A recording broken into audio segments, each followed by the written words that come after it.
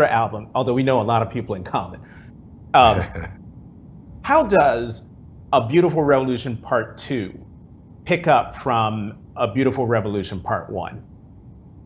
Well, Beautiful Revolution Part 1 was really, it was written during the times when we were dealing with a lot of social angst.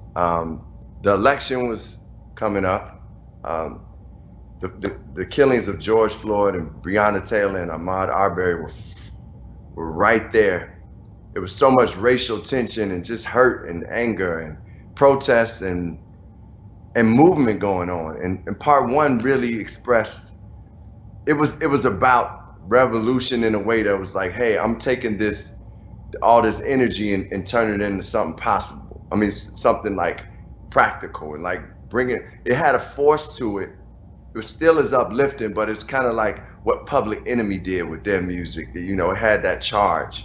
I think part 2 is a lot more joyful, a lot more, I would say, both are inspiring. I don't want to do any music that doesn't have any type of inspiration. I was gonna say.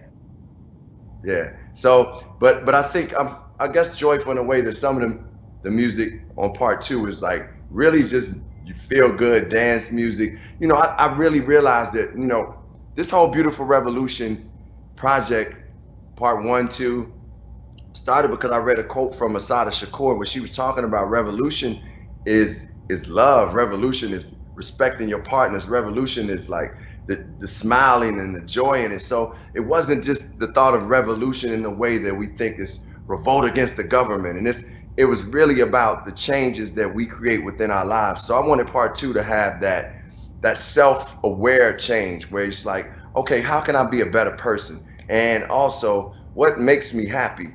You know, for me, listening to a lot of music makes me happy. Being around loved ones makes me happy. Going to eat great dinners. So I kind of channeled the energy of wanting people to feel uplifted, inspired, hopeful into part 2.